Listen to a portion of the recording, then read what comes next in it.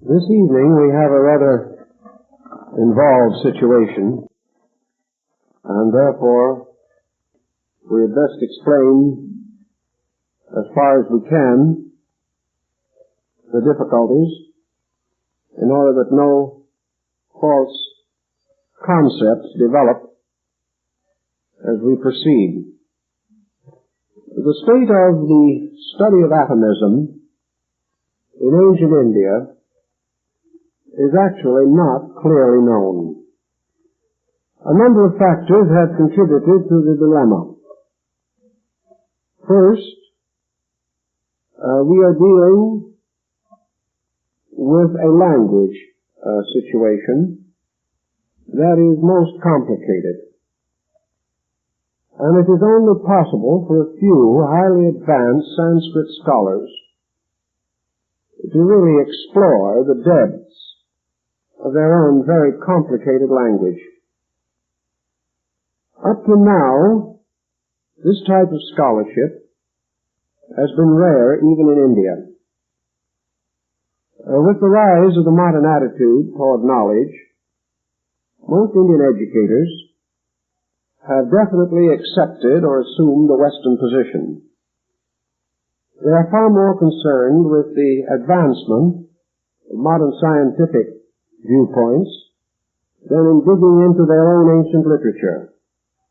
Perhaps it is the same as with many other things. Foreign beliefs have charm. Our own have become too familiar, and we pass over them lightly.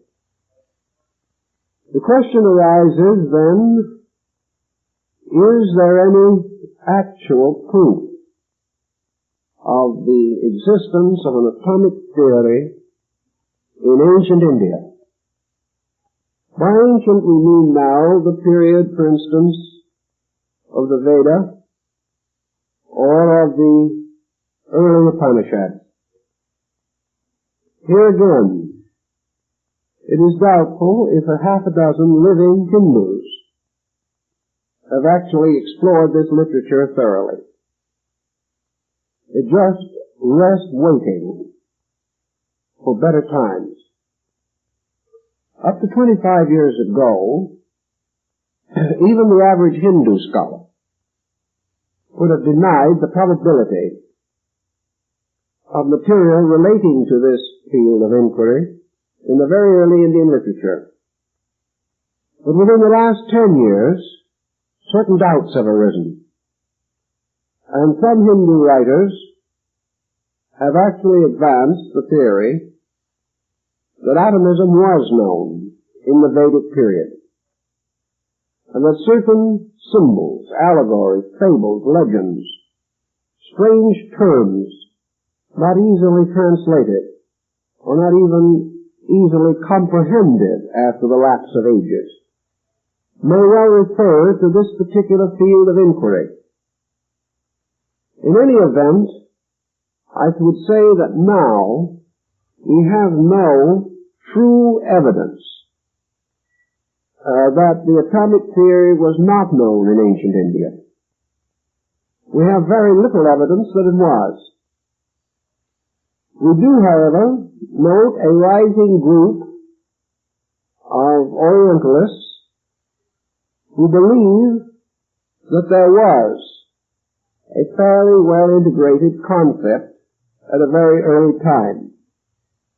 They base part of their opinion on early texts where certain passages could certainly be interpreted to suggest a knowledge of the atomic theory. And they base further positive thinking upon another fact, namely that about the beginning of the Christian era, atomism did appear in India. Now, where did it come from? The first thought might be that it reached Asia from Greece or North Africa, possibly through the campaigns of Alexander, which brought a great deal of Grecian culture to India, or even possibly as the result of isolated Greek philosophers who managed to reach India probably shortly before the beginning of the Christian era or even earlier. When we study, however, the atomic theory as it develops in India, the idea that it was brought from Greece is rather inconvenient. In the first place, we might assume that if it did develop from certain traditions, philosophical or religious, which flourished among the Grecians, that it would follow in general the thinking of the Greek states. This is not true. It does not follow very closely the outline which we went over in the first talk of this series last week, in which we did summarize, at least as best we could, the basic thinking of the Greek philosophers of the 5th century BC. The Indian thinking is essentially different. And if we are to assume that Indian philosophy did attain a comparatively high standing at an early date, it seems more probable that the atomic theory as it arose among the Hindus was a traditional descent from their own culture. That somewhere in early times, these foundations were laid. We know that there is a peculiar habit in the East Indian mind. It is a little like ours in this respect, perhaps, namely that there is very little recording of origination. The discoverers of things hardly get their names into permanent record.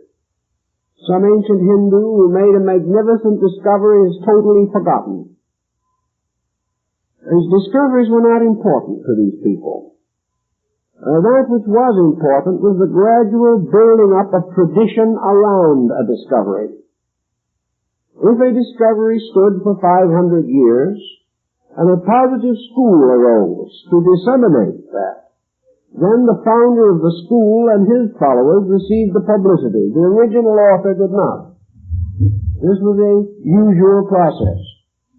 And as it generally required from 300 to 500 years for an idea to develop a strong adherence in the mind of the thinkers, the coming of the atomic theory into public recognition in around the 1st century might well indicate that it had a background of 300 or 400 years. One thing we do know in the early writings is that the Hindu was playing with what has been called the philosophy of infinitesimals. That's an awful thing to call a philosophy, because some never outgrew that state, apparently. But at the same time, it is a curious and intriguing thought. The problem of smallness. The mind of man has a tendency to take things apart. He finds out how they are made. And he also assumes that the smallest conceivable things suggest further inconceivable degrees of smallness. The old story we've all heard before of what is smaller than the flea's mouth. And the inevitable answer is that which goeth in at that mouth. There seems to be no possible answer except that. So whatever smallness we discover seems to suggest a continual smallness, a continuance of reduction to an infinitesimal state. So the Vedas had already come to the conclusion, for example, that Atman, which is the universal being, universal consciousness, should not be regarded alone as great. And it is referred to as the smallness of the small. That actually we can honor a thing in two ways. By considering it so vast that it fills all space, or else considering it so small that it becomes the common denominator of all other things. This is perhaps a strange way of looking at it, but the old Vedic thinkers certainly came to this conclusion. They therefore came to the natural belief that all things retire into continuing degrees of smallness until somewhere there is an utter or absolute smallness.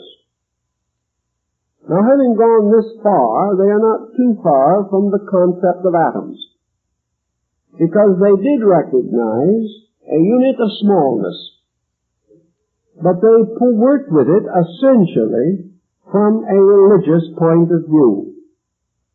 So this unit of smallness became the spark of life.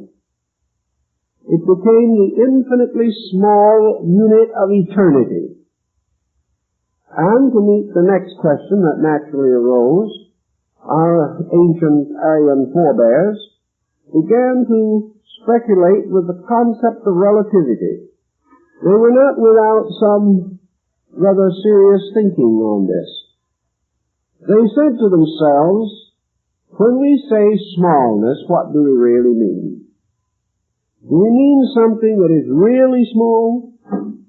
Or do we merely mean something that is not so large as something else with which we compare it? Also, how shall we estimate the actual nature of smallness? How shall we determine whether we are small or large? How shall we try to determine in space the concatenations of magnitude? It is quite conceivable, for example, that the solar system we live in and all that inhabits it may be regarded as only a gnat in some cosmic sunbeam. We don't know how small is, or how large may be. Therefore, it is quite conceivable that infinite smallness is only a term, and that could we consciously experience it, it would seem as great as what we call largeness. The Hindu would, of course, gone on to insist that the experience of Atman would be infinite greatness, and yet the body of Atman might be infinite smallness. The next point that undoubtedly affected these old Aryans, because they were people of the earth, was the ever-present mystery of the seed. The seed growing in the ground. The mysterious productivity of the tiny seed, which might come forth from the earth and manifest itself 100,000 times its own size. Therefore, a seed certainly is not as large as a tree, but a seed can grow to become a tree. And all things seem to grow from a smaller state.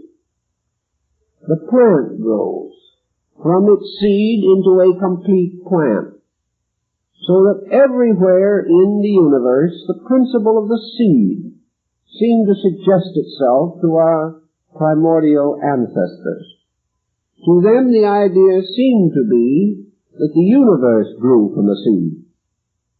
They constantly emphasized this point. Now, if the universe grew from a seed, this seed might be very tiny, and yet in the course of eternity it might grow into a vast organism. Certain of the early Hindu speculators, therefore, believed that space was filled with seed of all kinds, and that worlds were constantly growing up in this mystery of space. And the lotus was the peculiar symbol of this, because of the way in which it produces seed, drops them back into the water, they fall to the bottom, and then grow in their own right. Thus, the growth of a tiny seed into a great organism impressed them. And it came to their conviction that everything had a seed of some kind. They also began to contemplate what might happen if they assumed, for instance, that space was like Earth, and that in this Earth was an infinite number of seeds. Now, obviously and evidently, all these different seeds do not grow at once. Also, obviously, by some law, the seeds falling from plants and trees do not all grow. They fall into a soil that is capable of sustaining a certain number. Others are destroyed by the elements or by the birds of the air. Only a certain number of these seeds actually multiply and increase themselves. Others seem to die. We have the same thought in the New Testament of the seed that falls on sterile ground and the seed that falls on good soil.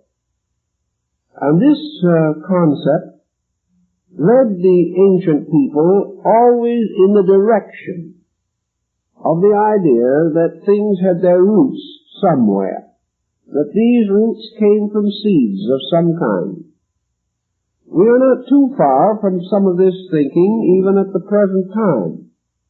And these stratosphere balloon flights that were made some years ago seem to indicate that the outer atmosphere of the earth, far beyond that rarefication in which men can live, that this outer atmosphere contains minute spores or kinds of seed cells floating in space, and that these, when drawn within the atmosphere of some world or planet, would then perhaps explain how these globes originally came to be fruitful or to have life appear upon their surfaces. Certainly, if they were in a previously molten state, it would not be likely that the seeds of life could exist in such a state. Therefore, they must be conveyed afterwards. And various concepts were developed to help to understand these various problems. For they were very distinct problems in the thinking of ancient man. In India, the atomic speculation became more or less associated with what might be called the non-religious descent of thought.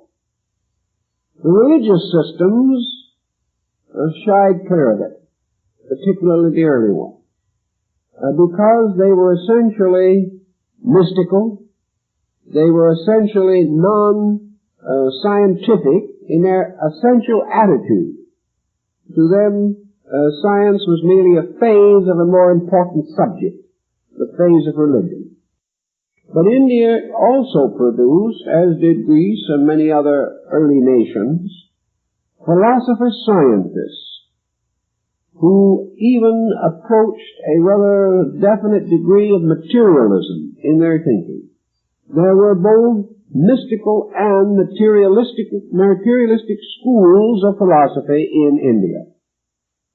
The materialistic schools were the ones that began to play with the concept of atoms. And as a result of that, we do not find too much bearing upon it in the earlier religious literature. Now, India worked on the same problem the Greeks worked on, but they went about it just a little differently because they had a different basic theology to work with. In India, the universal process of creation came as a result of a primary motion or being which these scholars accepted. This being was one of the elder divinities of the Veda, or this motion was one of the great eternal impersonal principles of Yoga and Vedanta. In other words, the universe arose either from a deity or from a state of consciousness. And this state of consciousness, according to some schools, was later symbolized as a deity, but was essentially of itself a continuing state of creative consciousness. This consciousness actually existed in a continuing meditation. All things arose in this consciousness by yoga. All realities were inwardly envisioned by this consciousness itself. There were two views as to the locale of this consciousness. According to one view, it was complete or total, inhabiting all space, filling it with a tremendous meditational, flowing, internal awareness. According to the other group, this consciousness was a center, a point, an area of sunlight in the midst of space, radiating itself throughout space. These different scholars also concerned themselves with the possible relationship of this consciousness to space per se. In other words, was this consciousness space? Or was this consciousness a primary being inhabiting space? Did space have an existence apart from this consciousness? Most of the schools took the attitude that there was an eternal fact, and that fact was space. Space was the vast stage upon which the drama of existence unfolded. What was space in reference, for example, to consciousness? Obviously, to the Hindu mind, in spite of any effort to rationalize the situation, space seemed to be greater even than consciousness. That is, it exceeded it. For that which holds all things must be greater than anything that it can hold. And it must also be greater than the sum of all that it contains. Therefore, space becomes an absolute infinite. Consciousness becomes something a little different from that. So it led these early people to speculate concerning the relationship between space, we will say, and immortality. Consciousness could conceivably be immortal. Space could conceivably be eternal. Therefore, an immortal being inhabiting an eternal space seemed to sort of tie the package up rather neatly. But there were other questions, and even the ancient peoples were not afraid to ask them. They were more inquiring in many things than we are. So they naturally asked the question, if consciousness is immortal, then we are dealing with something that has an always existence. And if space is eternal, we are dealing with another factor, with an endless or timeless duration. And we come finally to the same essential point in this the Greeks came to, that it was necessary to postulate two almost equal eternal factors. The Greeks at one time referred to these as ether and chaos, declaring therefore that agent and patient, or the worker and the thing worked upon, both had to have an eternal existence, so that the job went on forever. This, to a measure, ended a lot of argument. And it's with a lot of argument that we have never been able to terminate ourselves in Western thinking, because we have been rather slow to accept the eternity of consciousness, and for that matter, the eternity of space. But if we finally differentiate between these two enduring things, we are differentiating between two abstract factors.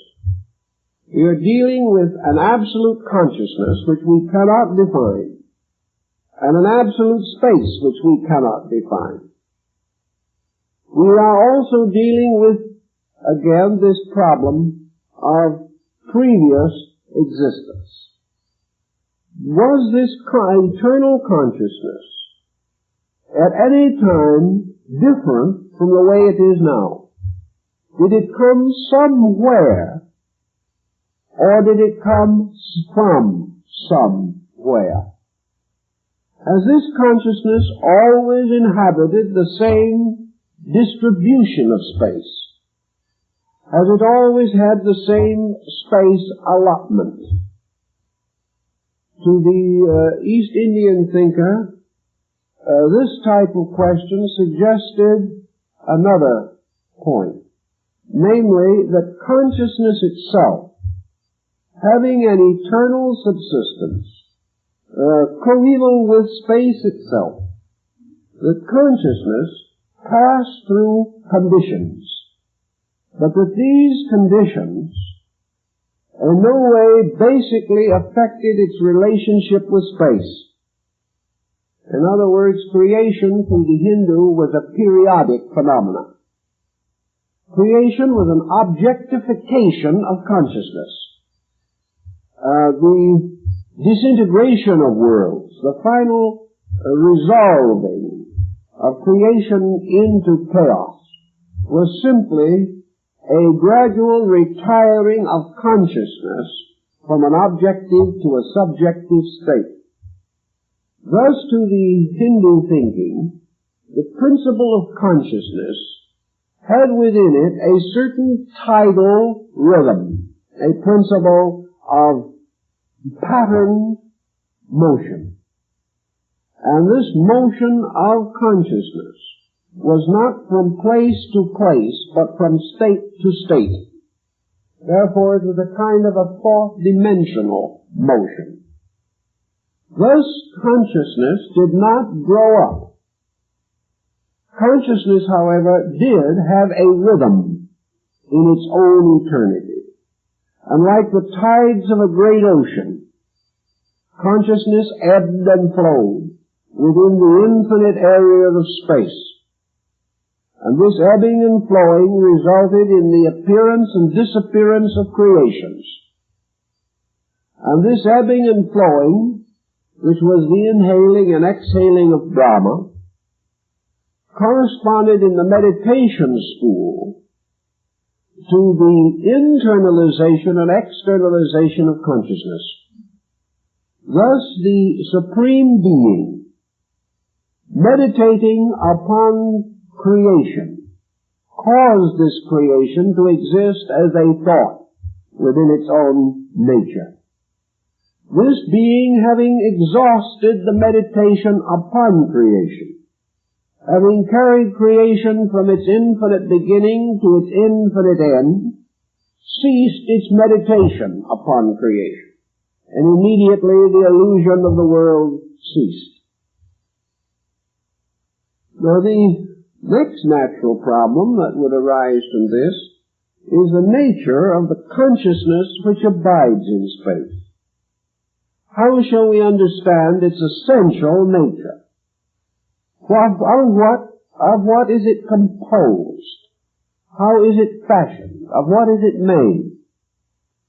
And to the ancients, particularly the scientific atomists, this consciousness was, in the early atomic schools of India, regarded as atomic.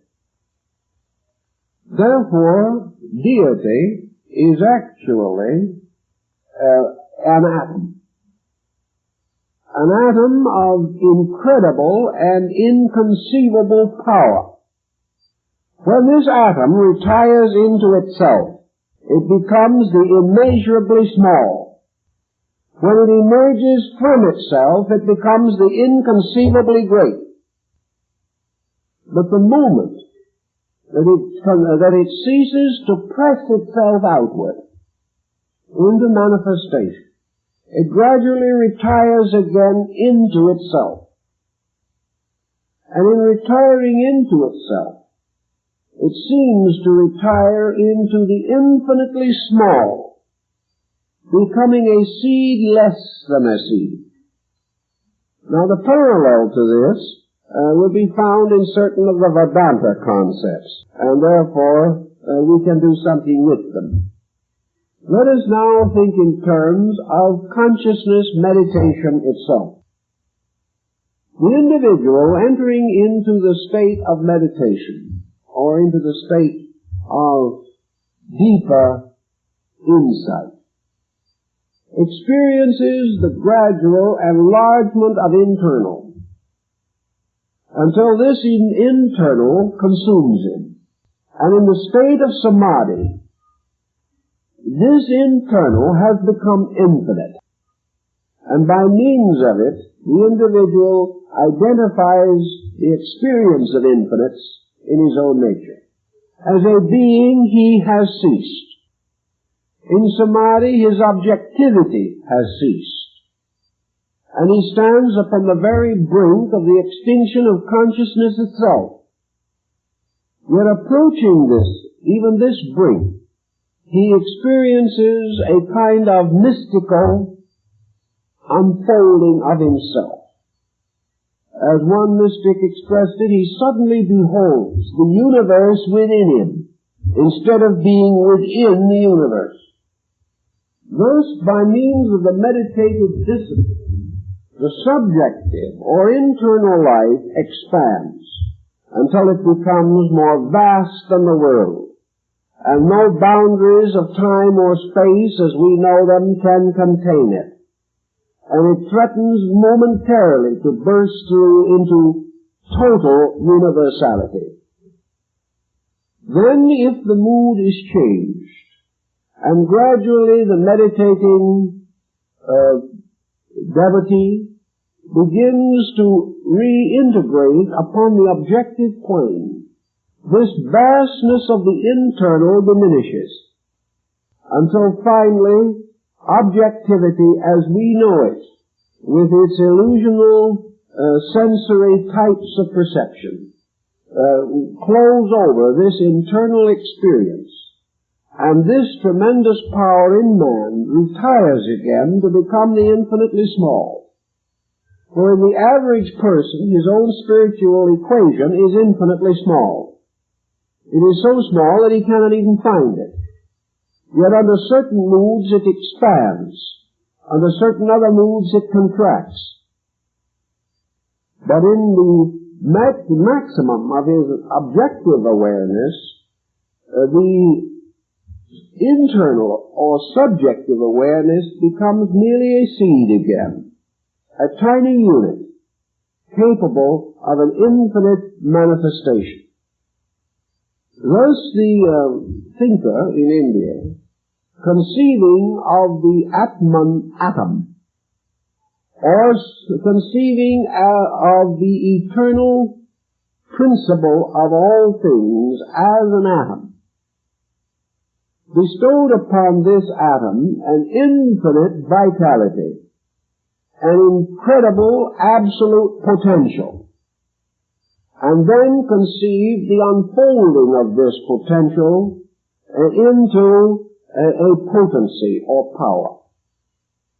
Let us try to understand this just a little bit by another type of analogy. Some of you have probably seen motion pictures of the blossoming of flowers, in which the speed of the camera was reduced, so that you could actually see the flower open slowly. The camera was so set that you saw in a few minutes processes that perhaps required several days. This slow unfolding will give you a concept of exactly the type of opening up that the ancient thinker assigned to the idea of his spark, his tiny flame, his minute point, which derived from the Hindu religion, was taken over by the scientific group to form the basis of the atomic concept. Now presume for a moment that a tiny spot of light, infinitely small, received into itself the quickening power of destiny. The time for it to awaken came. Now this awakening we think of as an awakening into objectivity alone. But in the Eastern mind, this awakening was merely the unfolding of the seed of meditation within the consciousness of this principle. The infinitely small, then, began to unfold, and wonder upon wonders, released in great cycles or waves from within itself, like circles of petals, opening in groups or singly. It gradually unfolded its own potential. It brought forth from itself suns, moons, and stars. It brought forth from itself constellations and galaxies. It then further brought out from its own nature planets. And as these planets in turn, by this slow motion, began to unfold their own internal potentials, these planets began to bear life. Life in turn began to grow and unfold its own potential. And finally, every form of life, conceivable and inconceivable, manifested as a chain reaction, waking up out of this central sleep and touched by this motion or by this awareness of internal consciousness of the atom itself, unfolded its own potential. And out of each of the creatures that was released in this way came forth more seeds, for the human body is a mass of these seeds, in each one of which is an infinite capacity to enlarge or increase or manifest, until finally from this one atom there burst forth the entire cosmos. And this cosmos was nothing more or less than the unfoldment of the immense potential of the atom. And having exhausted its unfoldment, the same thing happens that happens to the plant, which having brought forth its fruit, proceeds to wither and die. By degrees, all of these innumerable manifestations fall away into space. And in space they are broken down again into their various component units. And these units return to the infinite reservoir of space. But the consciousness, the life, the meditation of the meditating being is withdrawn from these forms one by one, until at last the flower seems to close again, and from its own closing to return into its stems and into its roots, and finally once more into its seed. And the walls of the seed seem to close around it, and where there was once an infinite manifestation, there is once again only a tiny germ floating in the mystery of space. Well, this is a pretty big thought, you know, when we get working on it. And it has some interesting possibilities. But it does point out very largely an analogy derived from the observation of the natural forms of growth. It, however, does give us something that perhaps is a little bit consistent with modern thinking. It suddenly reveals to us the incredible power that is locked within this minute seed-like thing. Now, this atom of the Hindu speculation is probably not just the atom which attracted the attention of Professor Einstein, but it still does carry this wonderful thinking, namely that from every unit of space may emerge a total creation, extending throughout time and space, being simply the release of the consciousness energy of the atom, and that this consciousness energy is released by a form of meditation, an inward enlargement of existence. That through this, therefore, creation is no longer regarded as a valid material world, but as a dream existing within the heart and mind of an eternal dreamer. The poetic phase of this was also quite natural to the Oriental mind. About this time, the sect of the Jains took over this particular field of speculation and began to work with a kind of atomic theory that is a little closer to the Greek schools, but also has its differences. To the Jains, for example, there were only two existing things: space and these units of light called atoms. These two, operating upon each other, produced existence. But in order to explain their problem in a little more reasonable way, the Jains had to establish somewhat different quality within the atom itself, and that recognized by the Greek. For example, in the Jain philosophy, there was no longer just one kind of atom. The Greeks had this basic concept that everything was built from the same material. The Jains, following the essential philosophy of Hinduism, recognized the possibility and the probability that atoms, or these infinitely small particles, were of four basic types. Your Hindu ancient, along with some other people, particularly the Greco-Egyptian culture group, held the reality of four elements. They said that the world was created out of the combinations of four elemental substances, which they called earth, water, fire, and air. Later, the medieval European philosophers sort of improved it a little bit. They declared that the universe was composed also of these four elements, but they called them carbon, hydrogen, oxygen, and nitrogen. But they still had four elements. Now the Hindus had a fifth element. But the fifth element, Akasha, was a kind of permeating essence. The fifth element really was not a true element.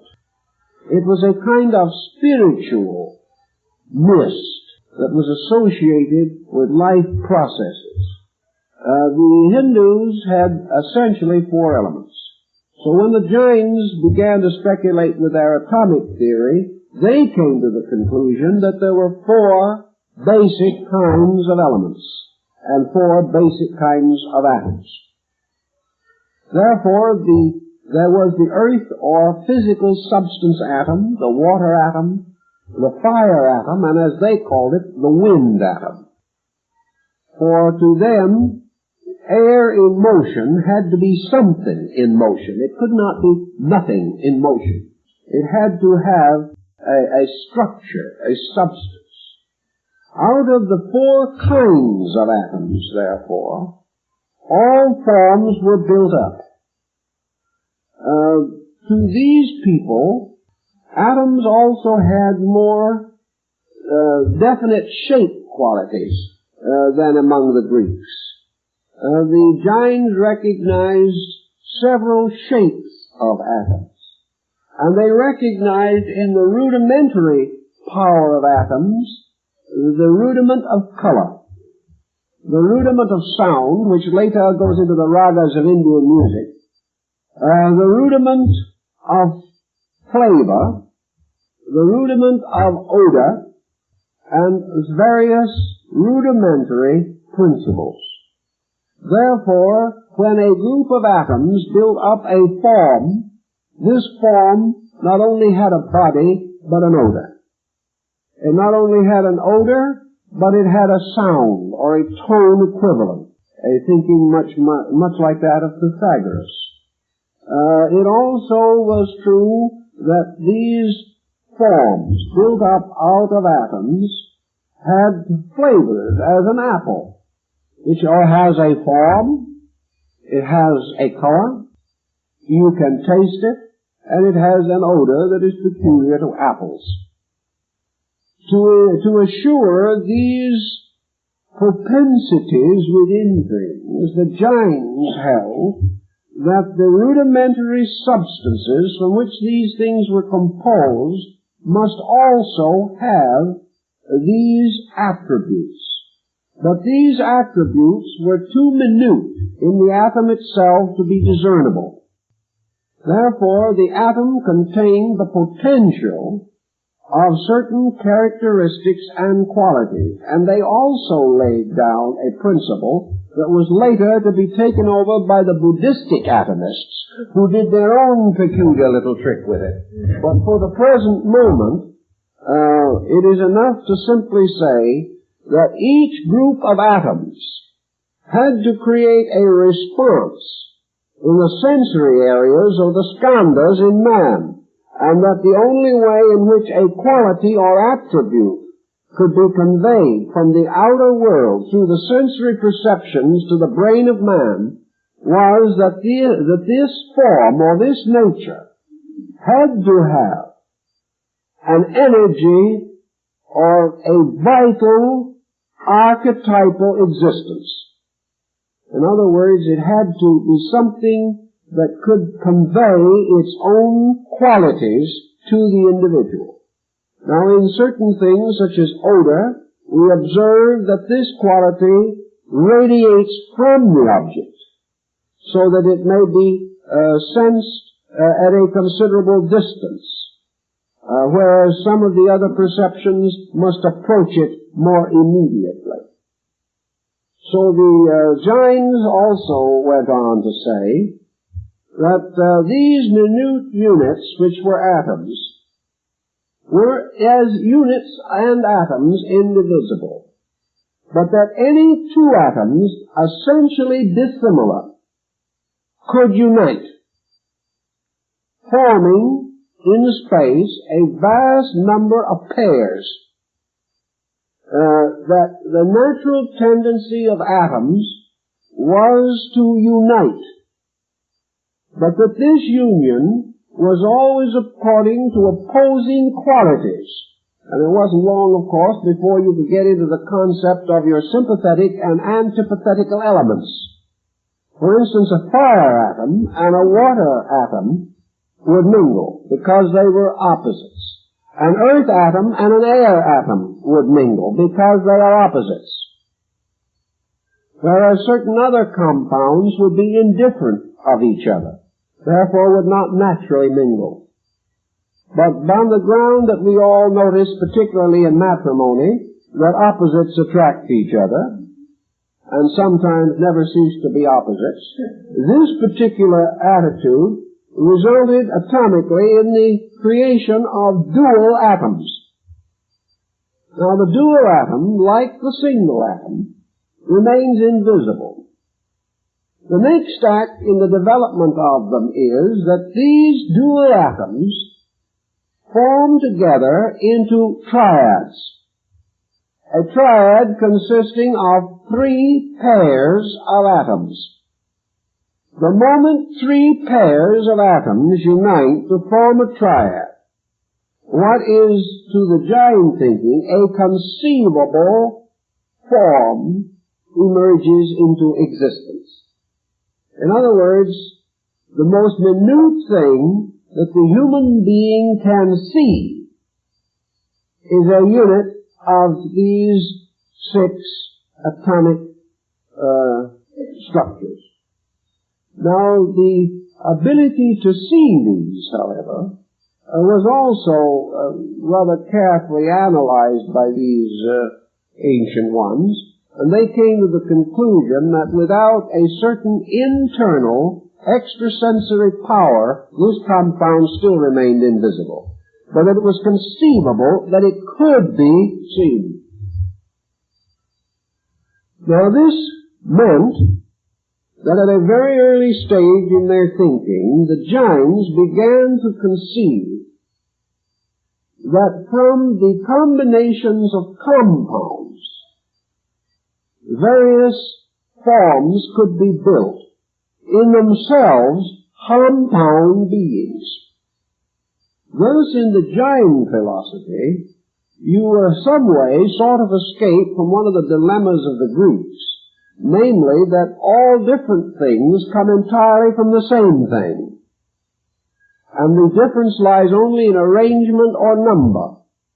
The Jains say no, that the arrangement also includes quality, that there are therefore these four kinds of atomic structures, and that as they proceed, after you, for instance, you get a group of 6 forming this triunity, which forms the next important unit. This unit also, by its chemistry, becomes a unit, a total unit again, a one, with a predominant or pervading nature.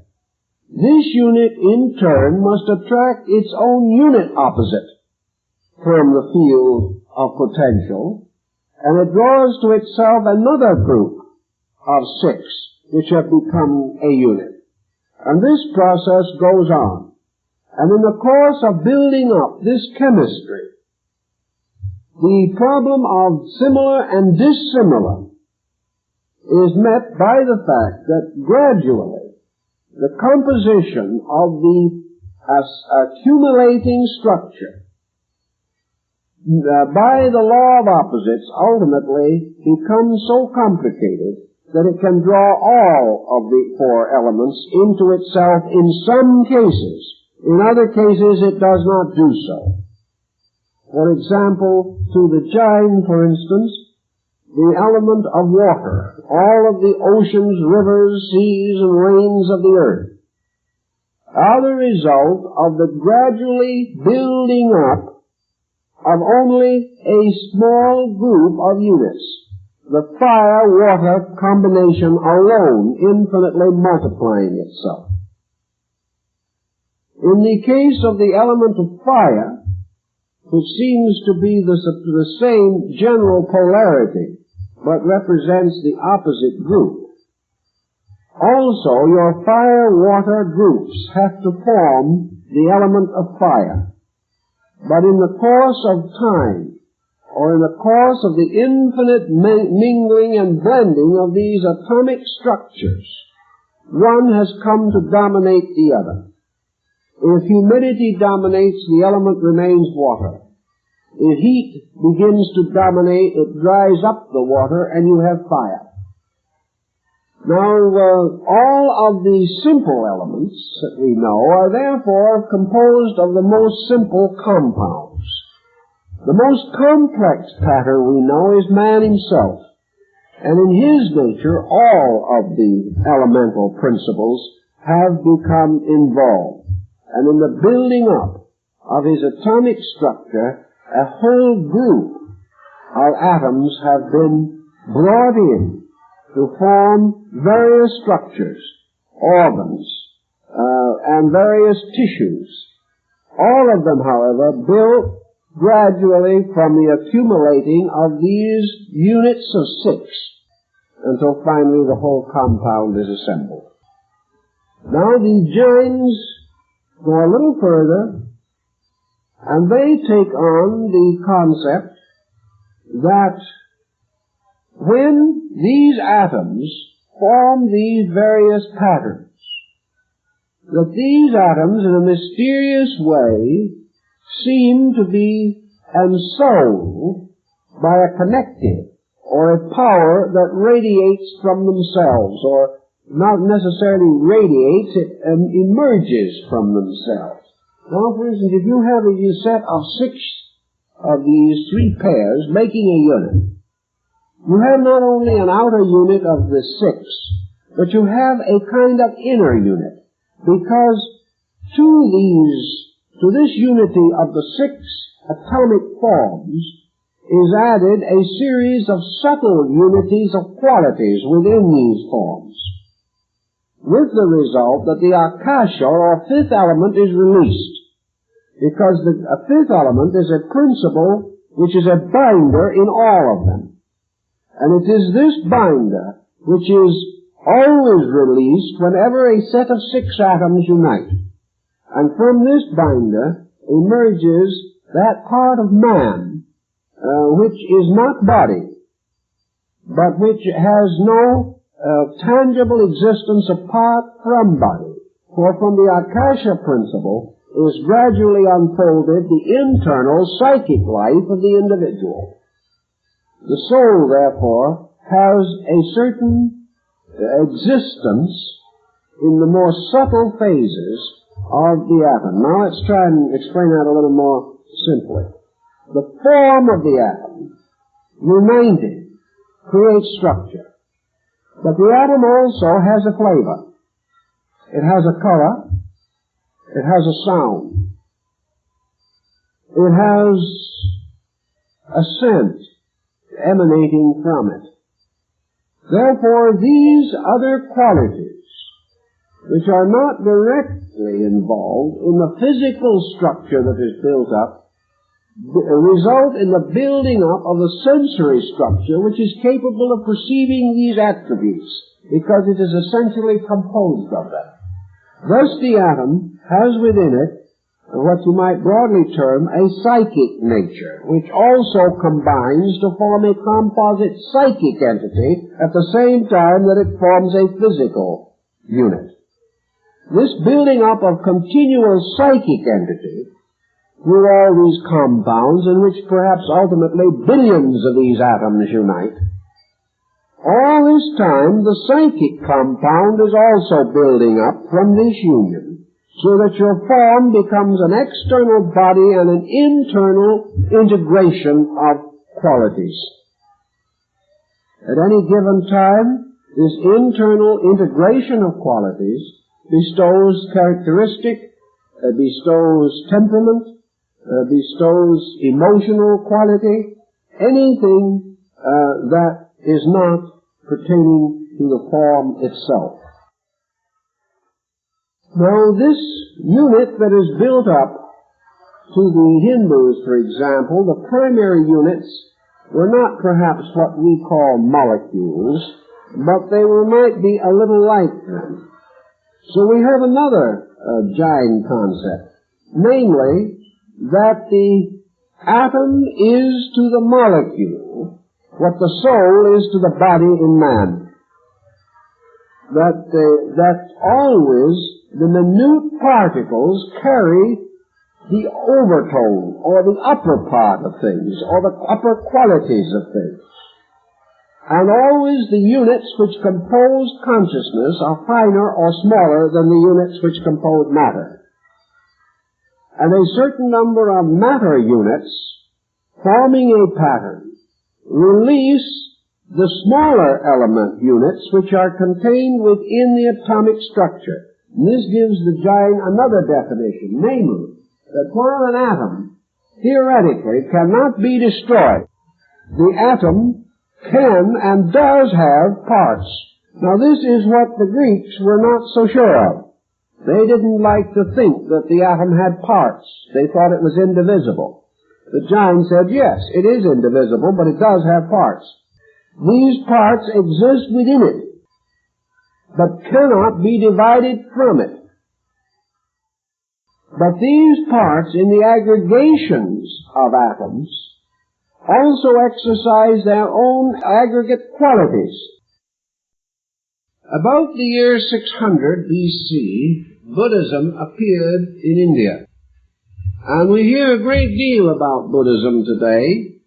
We hear a great deal about its contributions on various ethical, moral, cultural, and spiritual levels. But you do not hear very much about Buddhistic science. You do not hear very much about the patterns of basic theory which were developed in Buddhism as a rationalization. Remember, in Buddhism, you had doctors, and you had scientists, you had biologists and chemists, just as in every other religion of the world. And Buddhism, like other faiths, had to have a certain scientific pattern by means of which natural sciences could be reasonably advanced. It was especially true in Buddhism for this philosophy religion never attempted to restrict or limit any form of scientific discovery. The scientist could not be a heretic in Buddhism. It was assumed that he was merely exploring one mystery, and that this mystery was both scientific and religious, and that nothing that the physician could discover could be in conflict with what the mystic had perceived in his inner experience. So there was no conflict of ideas at all. In Indian Buddhism, we do not have too much further information on the atomic theory.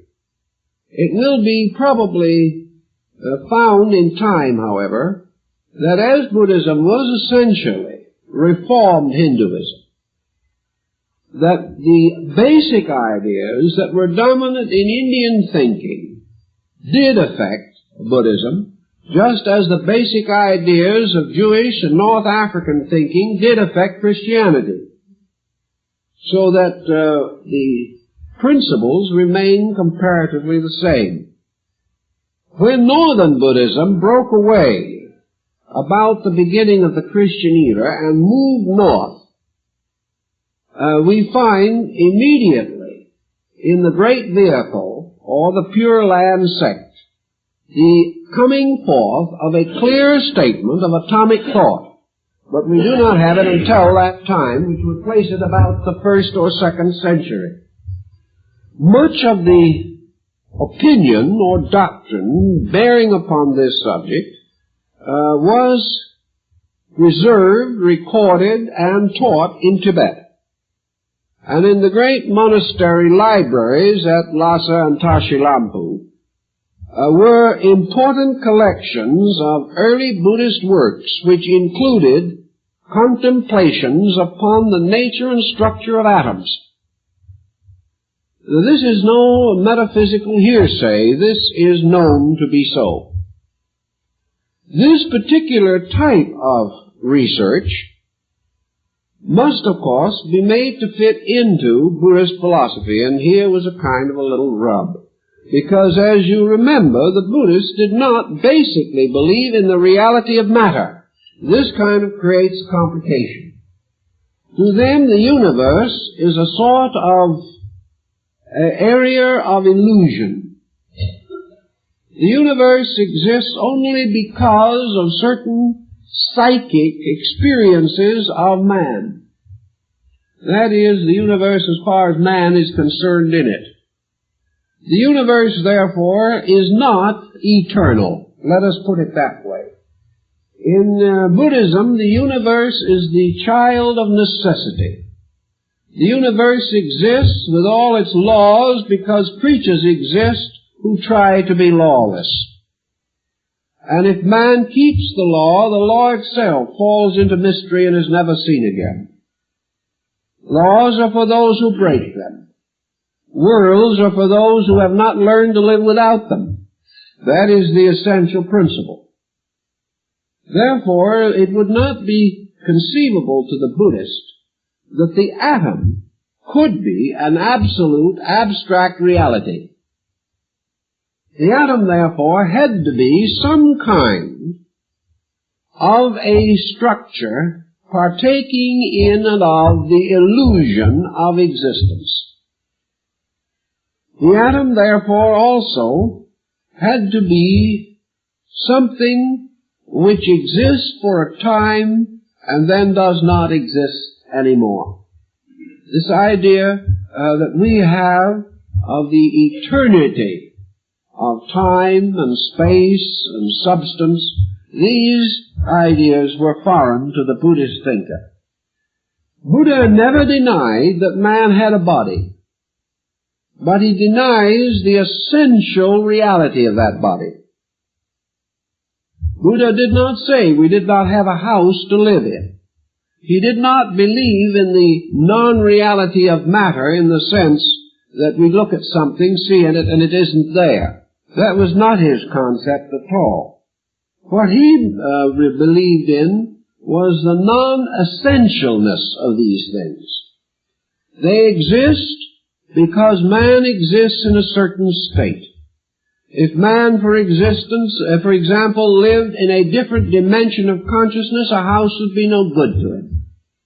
If an individual lived on a different level of spiritual reality, his body would be no good to him. These things belong to him here and now because of what he is here and now. They have no actual infinite existence. So what are we going to do with this particular subject? How are we going to handle it?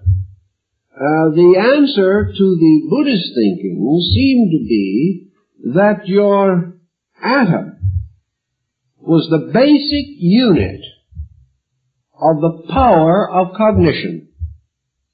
In other words, the atom is the very substance out of which thought and idea originate. Therefore, atoms are thought-idea entities or units. They are units upon which almost any concept can come into existence. And thinking is drawing together mental atoms. Nirvana, or the ceasing of personal existence, is the scattering of these mental atoms back again into their cause. Here we have a new dimension. A world in which space becomes thought. And in this same universe, what we call motion becomes will. Therefore, the universe exists only of will and the object of will. And the object of will is a conjured up mental image of the thing willed. To Buddhism, the will is not the separate power in man by means of which he determines to bowl over a rock down the street. To Buddhism, will is the power in man which causes him to think about a rock and to create a series of circumstances by the operation of his own will thought factor. As Nietzsche points out, and also Schopenhauer, the universe of Buddhism consists of will and obstruction, will and obstacle. So what we have now is will in the form of an energy, a consciousness, obstruction being the Buddhist equivalent of matter. We have obstruction to will. We have resistance, energy resistance, constantly operating against each other.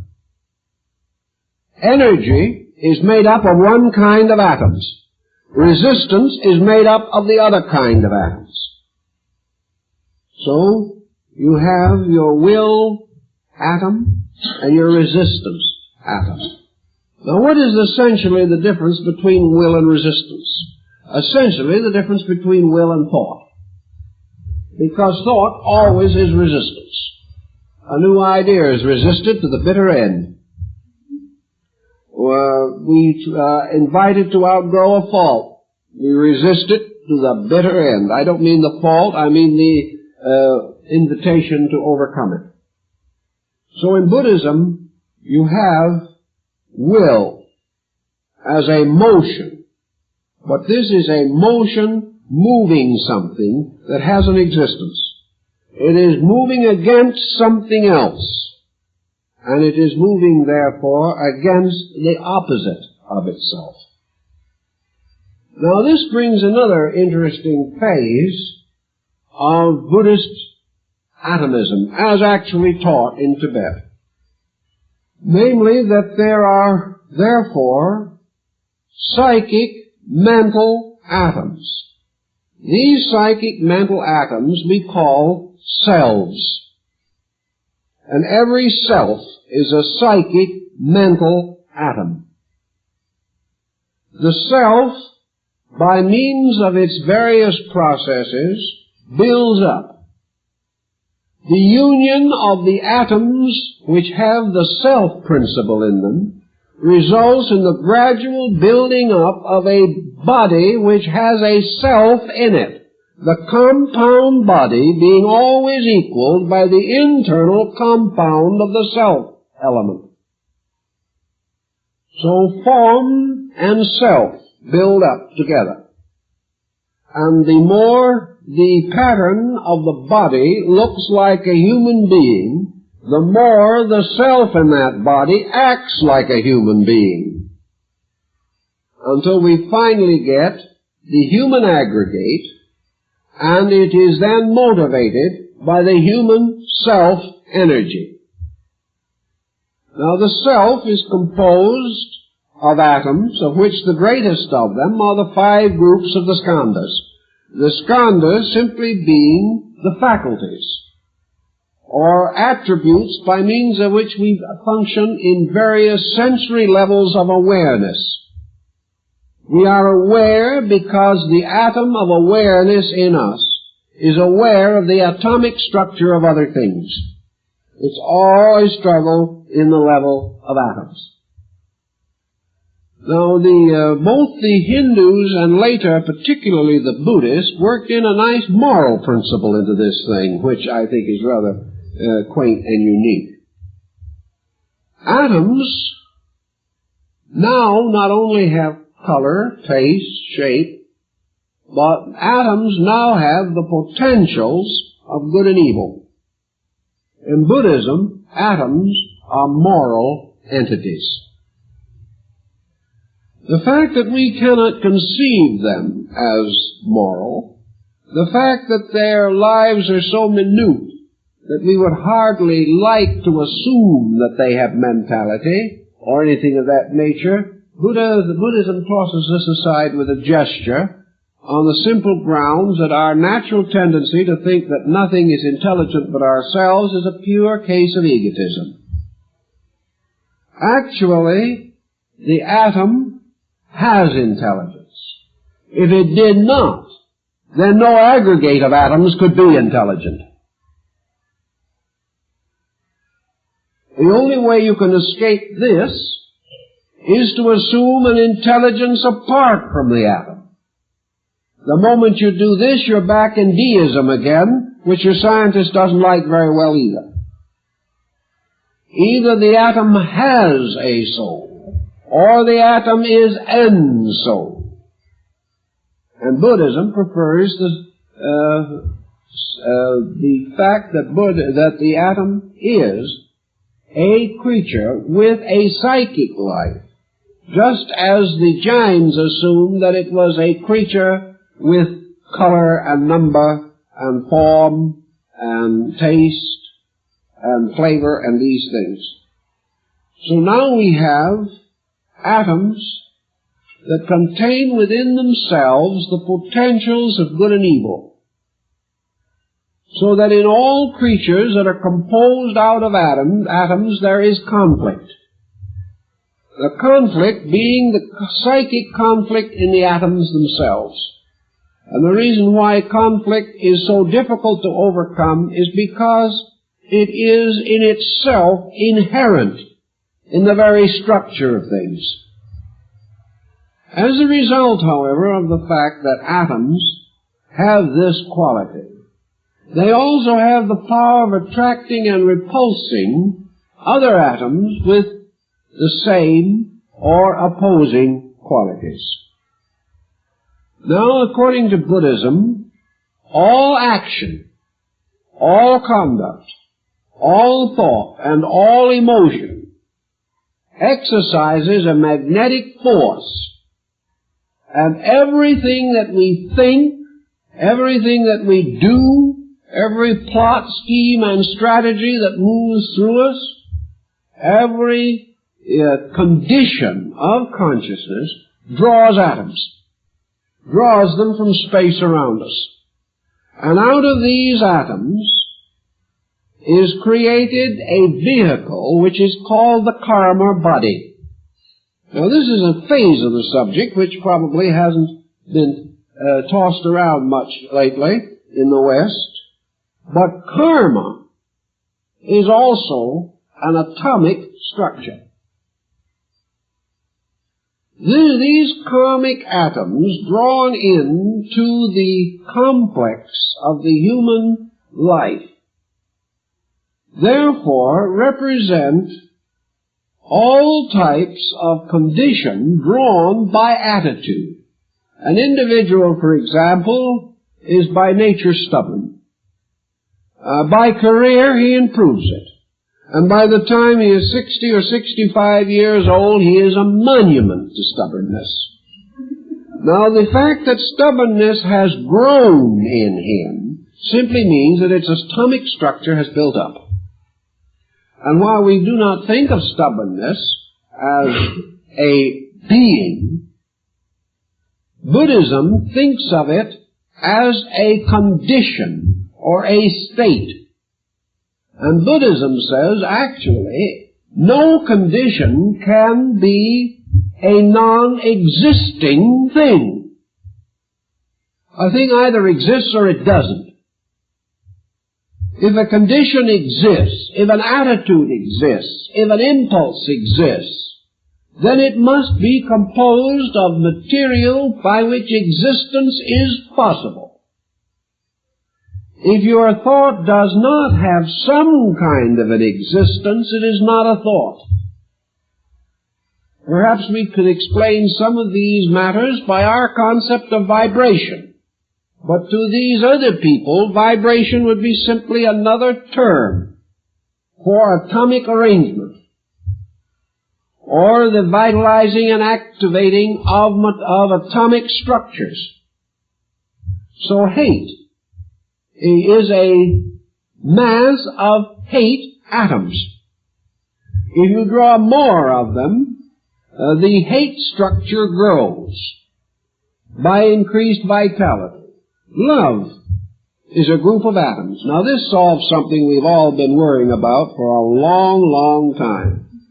Everyone has tried to find a good definition of love. It is an atomic structure. Now that solves everything. But actually, love either is or isn't. The mere fact we can't see it has nothing to do with its existence. If it exists, it is something. If it is something, it is atoms. That is your Buddhist statement strong. Because it must be something or nothing. It cannot be nothing because it exists. Therefore it must be atoms. All these different abstractions are atoms. Now we are fully aware that to a measure we can demonstrate part of this to be true even now. We know, for example, that when we place a little sack of lavender in a drawer, and it scents the contents of the drawer, that this odor is an emanation. That this odor is not simply nothing, because it is not physically attached to the little sachet bag from which it emanates. We know also that the motion picture, that the television is not nothing because there is no direct line between it and the studio. In other words, things can have an invisible existence as sound. This sound is an invisible existence, it is true, but according to the Northern Buddhists, it is also an atomic structure, because it can be conveyed from one person to another. It can go over mountains and valleys and be heard. Therefore, it has to exist. And everything that has this kind of existence has to have an atomic structure. The next point that they make is that little moral point I was telling you about, namely, that according to Buddhism, the building up of the karma body by the attracting of atoms results in the gradual integration of what almost might be termed a not self, a negative polarization. A negative polarization that becomes a kind of asura, or demon, a principle of darkness, the same elementaries described by Paracelsus von Hohenheim. that this sin body, so to say, this body of error, remains with the individual until the exhaustion of karma. And the exhaustion of karma is, of course, the gradual reduction of the magnetic attraction which draws the karmic atom, until finally the individual, by no longer drawing ill to himself as the result of his own magnetic processes. As soon as this begins to slow down, the atoms are less rapid in being drawn into this complex. If man ceases hating, the hate structure is no longer vitalized. Little by little it is devitalized, until finally it disintegrates for lack of energy. For actually these atoms are drawn and release certain energy. And until the power that draws them ceases, the energy available in them is released for the perpetuation of the negative characteristics.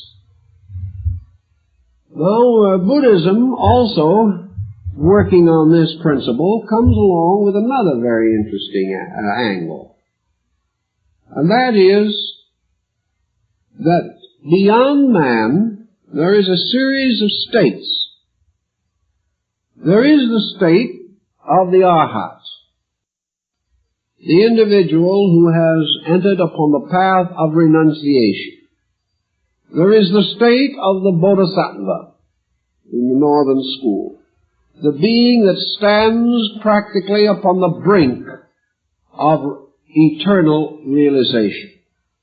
There is the Buddha, who has attained, not as a single person, but as an order of life. For the ancient Buddhists recognized the existence of many Buddhas. But these all consist of orders of the degrees of emancipation. Now, in the process of slowly breaking down illusion in this sense being false confidence in that which cannot endure. It is the fact that the ends we seek cannot be found in the material world that constitutes the true Buddhist concept of illusion. According to their doctrine, there is slowly built up or brought into manifestation something else. And that is that there exists another kind of atom. This other kind of atom, which is apart from the four, however, does not have an eternal existence in space. It is actually an atom that is built in the fifth element field, akasha, or the soul. And the fifth element is the thing that has a beginning but no end. And this kind of atom, to which Buddhism refers, is actually the Buddha atom.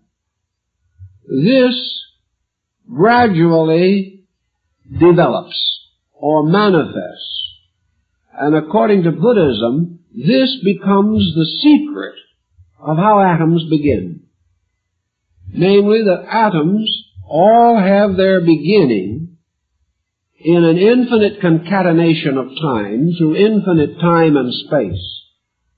That all atoms begin by this process of the creating of the Buddha atom, by which, to make it as simple as we can, a new unit of cosmic energy is gradually created by the disciplines of self-direction. And as the time goes on, the impermanent or karma body composed of atoms slowly disintegrates.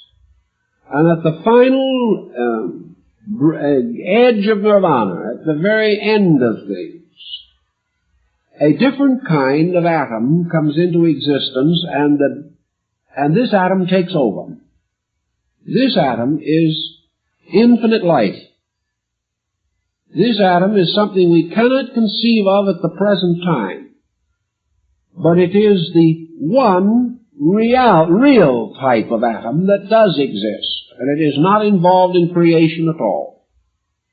But it is the reason why everything lives. It's the reason why space and the atom can exist. And the attainment of the nirvana is, as described in Buddhism, or the illumination of Buddha, is to a measure a representation of this. For it is the bursting of this great sun of light. It is the achievement of the mysterious eternal unit that constitutes the Buddha atom. Once this atom is created, as Gautama points out in a number of his dialogues, this atom comes into existence on that occasion when, with fullness of contrition of spirit and of mind, a being, no matter how humble, how uneducated, how uninformed, or what land he may live in, no matter what part of the earth or race that he may come from, whenever that human being inwardly resolves that his life shall be useful to another, in that moment the Buddha atom is born. In that moment the service of good takes over upon the personal selfishness of life. Therefore, in the Jataka tales where these stories are unfolded, always the beginning, 10 kalpas ago, 20 kalpas ago, innumerable ages and eras of time, all of this the beginning is that the humble man, whether he be prince or pauper, whatever be his state, when he comes to his knees, and he humbly says within himself, I desire the good of all more than I desire the good of myself. In that moment, the Buddha atom is born. It is at that moment also, according to the Buddhist, that a seed drops from the lotus throne pond at the foot of the throne of Amitabha into the pool of life. At that moment, the Buddha seed is sown in the paradise of Amitabha. Now it may take millions of years, hundreds of ages and generations, before this little dedication, gradually flowering, gradually unfolding and expanding, comes finally to the fulfillment of its destiny. But this is the planting of the Buddha atom. The atom which will ultimately end in the magnificent burst of cosmic light in which the personal vanishes forever in the universal. This is the seed of salvation that is referred to in several of the ancient scriptural writings. Thus there is an atom, a kind of psychic atom, that is created by the discipline of evolution, the discipline of growth. And it is made possible because of the akasha, or fifth element, which is locked within the other four elements, the atoms of which constitute the body and its indwelling personality apart from its sleeping consciousness. So this moves along until finally we have the emergence of this great mystery, the mystery of the complete consciousness atom. The motion of Buddhism was, of course, carried not only into Tibet, but moved relentlessly on into China. In China, we know that at a comparatively early date, not later than the 4th or 5th century, the Buddhistic schools had taken so firm a hold in Chinese consciousness that already their instruction largely completed the older patterns as set forth by Confucius and Lao Tzu. Thus, Buddhism, the northern school of Buddhism, having established itself firmly in China, and having spread throughout China and Korea, and later traveling into the island kingdom of Japan. In this pattern, atomism moved into China. What do we know of atomism prior to Buddhism in China? What we have said about India will very largely cover this point. If Indian language is difficult to translate, Chinese is worse. And even the best Chinese scholars today are unable to be certain of the translation of many classical works. There is nothing more difficult in the world than to translate a highly technical Chinese document. Even the Chinese cannot always do it, and even their best scholars cannot always do it. Therefore, we have only a certain popular margin with which to work at the present time in estimating the Chinese view on this. They followed the Buddhism principle with certain distinct Chinese innovations in the atomic theory. They divided the atoms again into 4 elements, but they had a rather funny way of doing it. For instead of dividing them as we do, they divided these elements into conditions of quality of character. Thus, for example, a human being was composed of a certain number of atoms of salvation, a certain number of atoms of perversion, a certain number of atoms of contention, and usually somewhere concealed within it one beautiful, radiant little Buddha atom. And they made little pictures out of these. They were very delightful. It looked like a little package of your favorite flower seeds from a local store. They were all different colors. But these atoms represented no longer just physical atoms, but quality atoms. They were the compound which make up the life and the heart and the works of men. In medicine, however, the Chinese were also aware of a certain amount of atomic fact. And of course, I suspect that we will not get much further with this than to the study of the I Ching, or the Classic of Changes.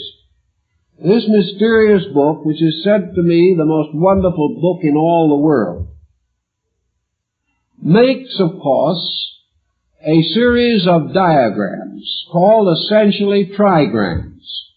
These trigrams, incidentally, are each ultimately composed of 6 individual units, apparently being partly derived from the Hindu system of atomics, where the 6 always constitute a unit.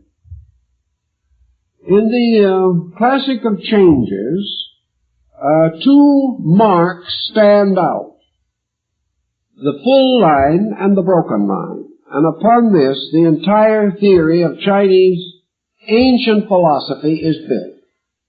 These 2 lines simply represent positive, negative. They represent what we might term life form, spirit, matter, above, below, heaven, earth. They represent a vast number of opposing values and principles, and the symbolism by extension goes on to infinity. They also compose out of this situation a set of 8 compound patterns, each composed of 6 lines. This constitutes the full structure of the basic concept. And one of the early missionaries that went to China pointed out that to the Chinese, these lines represented a patriarch, the creator of things, the matriarch, the mother of all things, and the three positive branches and the three negative branches, their sons and daughters. Also that these 8, according to the Chinese story, were placed in a ship, and this ship floated upon the surface of the sea when the world was destroyed, and later when the dry land reappeared, this family of 8 came forth and populated the earth according to the sworn testimony of Fu He, the first heavenly emperor. Now this parallel to the story of Noah is rather too pointed to be overlooked. Here we have again Noah, his wife, the 3 sons and the 3 daughters, who must repopulate the earth. This structure of lines, broken and whole lines, goes right back to our original concept of the nature of space. Namely, that space represents a polarized area in which energy and space itself become the positive and negative attributes. But the Chinese, bless their souls, they always did it that way, always made the negative positive and the positive negative. Therefore, to them, the empty space is positive and the principle of activity is negative. Why? Because the Chinese mind says positiveness is duration. A man is important as he gets older. If he's 100 years old, he begins to take on real significance. In China, that which endures is always most important. Motion ceases, but space does not.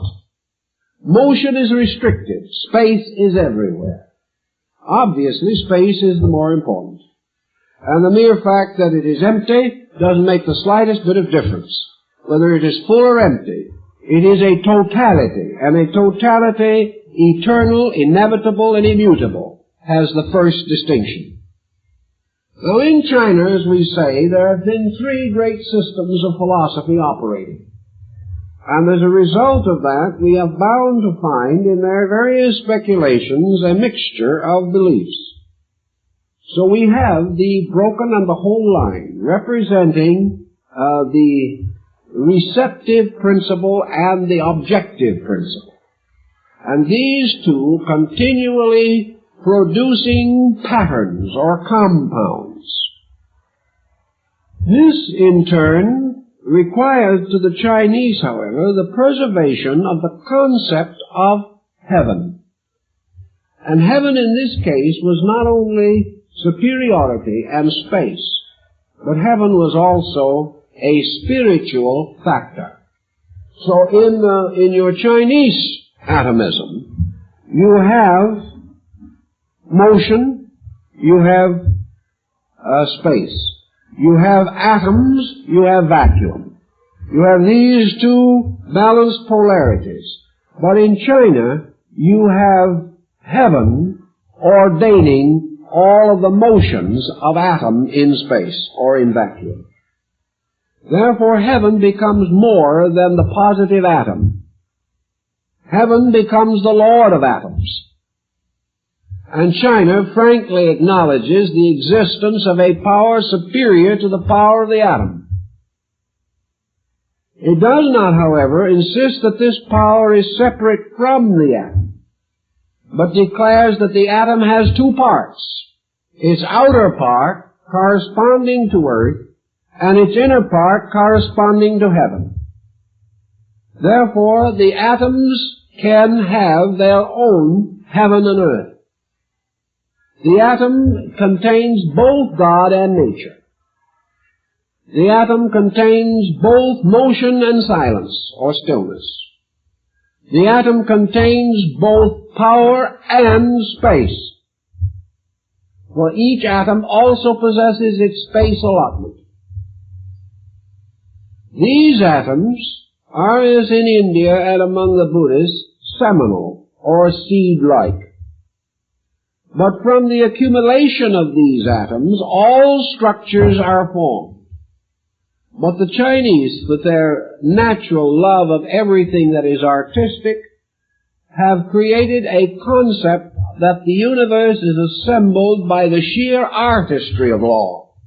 That universal law produces not only the world, but produces it in infinite beauty, infinite goodness, and infinite wisdom.